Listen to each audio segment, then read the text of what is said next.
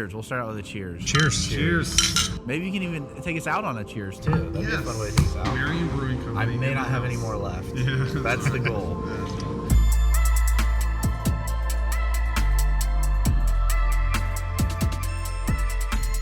Welcome to How Stupid People Succeed. I'm Josh, and this is Jeremy. If you don't know this man, this is Joe, and we are at Marion Brewing Company in Marion, Ohio. Dude, you went total radio voice. I This hate is Joe of the Marion Brewing Company. Harry carrying too much. This is definitely the one I'm the most excited for. I hit Joe up on Facebook, and he followed up, and I was like, well, sweet. Hopefully we'll get a free beer out of it, which we did, so thank you for that. Yeah, no problem. Cheers. But, you know, we're in the middle of Marion, Ohio, smaller community. You guys are creating a really great space here. But more importantly than that, you guys are creating some great products. And so when we first heard about it, Thank you very much. I appreciate that. you know, it's one of those things where, being in a smaller community, it's like a lot of hype gets built up around somebody doing something new, and it's maybe on a good level for that area, but what you're doing is just on a good level, period. Thank you very And much. Central I appreciate Ohio certainly is no shortage of competition for what you're doing. There's some phenomenal places here.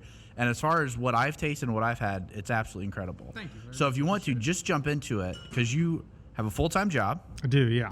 and you're doing all this other work. So Sure. where did the passion for this come from? Well, before I get to that, it's not just me. You know, we have there are a couple of us here that are partners, and then our families that do a lot of the work. I do make the beer, but without the other guys, it wouldn't be possible. Running a business is hard. It is very, very hard. Don't do it. No, I'm kidding. Don't do but no. So but our passions together individually are what kind of got us here. Again, like you said, the passion for beer. This is something that since the day that I learned how to homebrew, I got a homebrew kit probably 6 or 7 years ago, and I've been obsessed with it ever since. And it became a hobby.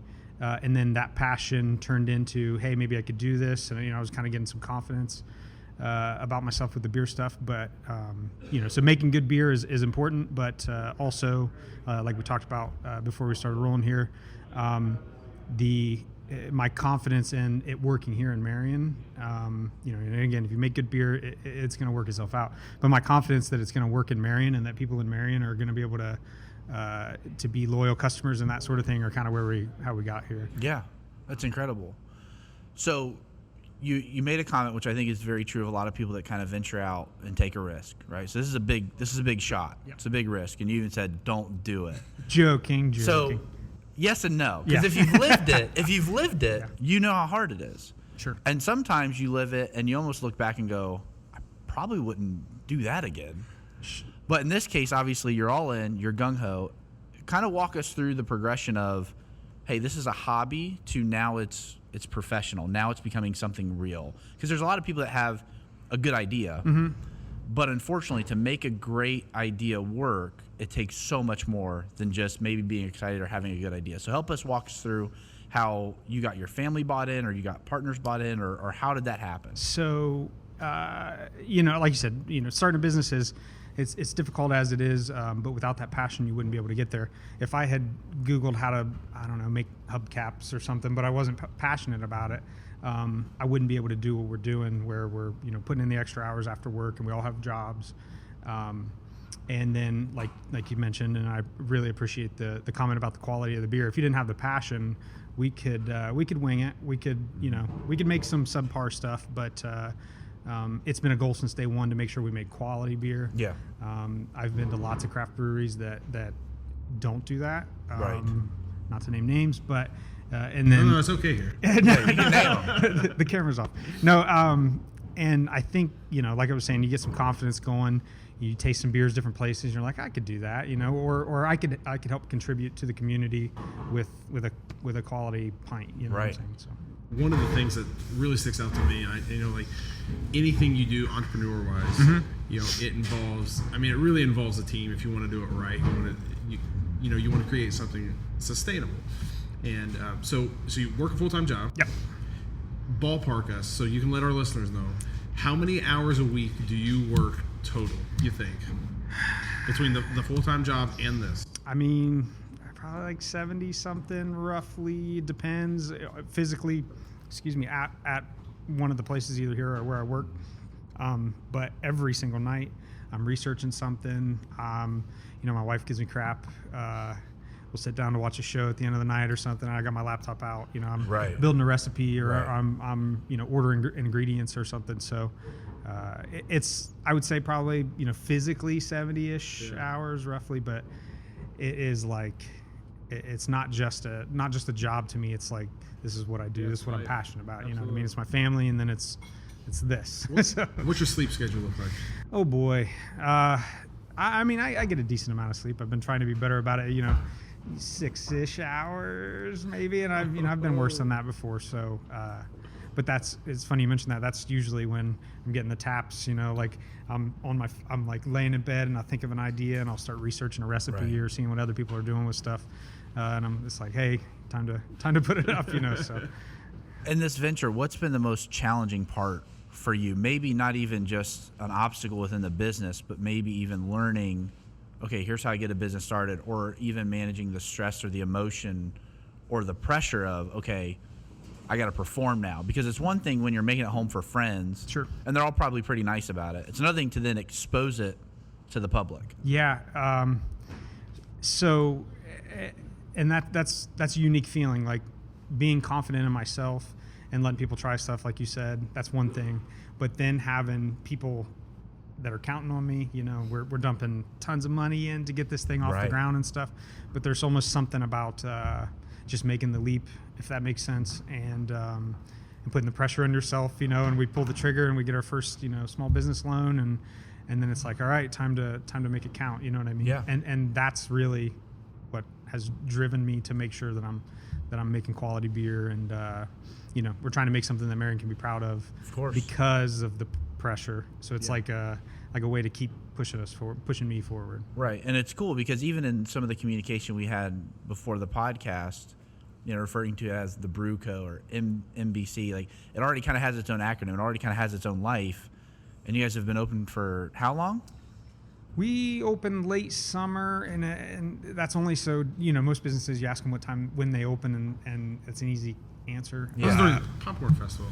Sort of. We had some soft openings and stuff. Soft opening is crazy. Yeah, but what happened was they weren't soft. So no, we got questions for a while about are you planning on having a grand opening or something? And it's like we kind of blew that one out.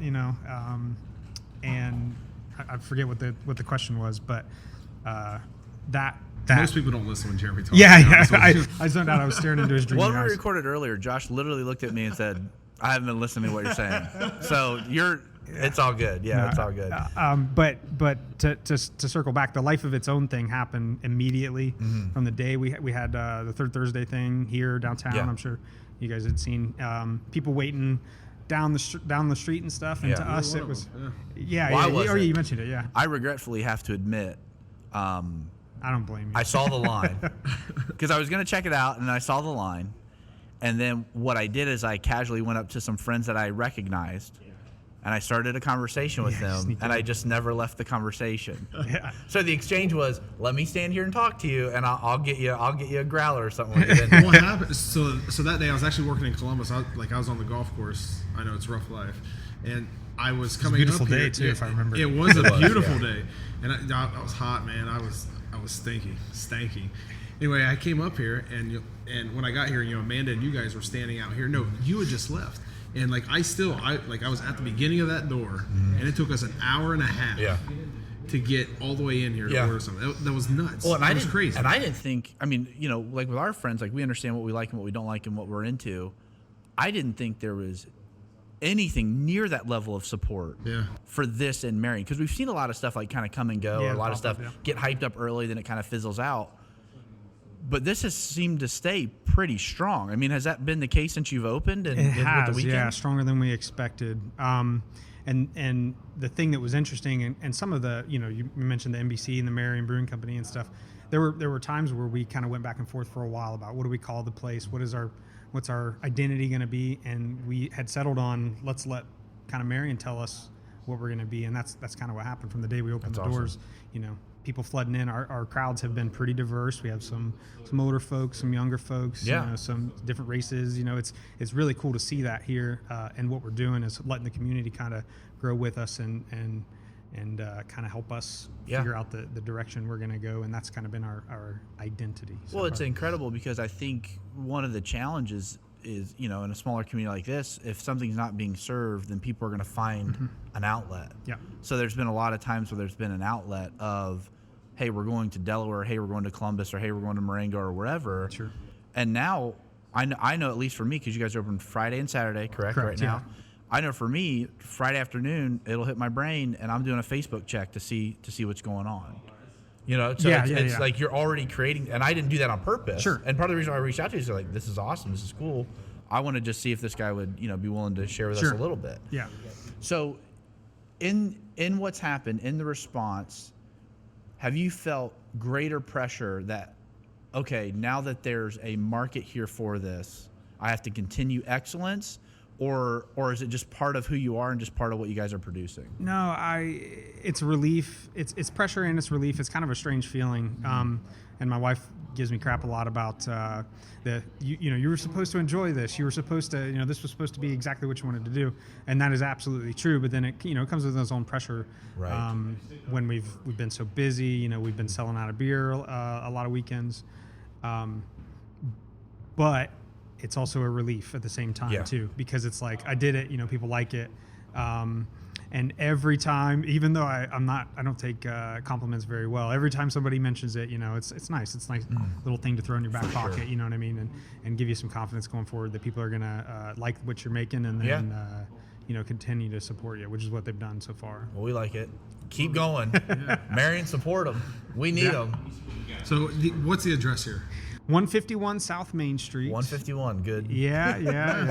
It comes with it, yeah. God, it reminds me of college. Yeah. Oh, yeah. terrible memories. Too many They're great of them. memories here. Anyway. Yeah. That's good. But thanks for stopping by. This is How Stupid What's People wrong with Succeed. you? I'm Josh. This is Jeremy, and this is our new friend Joe. Make sure you visit Marion Brewing Co. Run out. Cheers.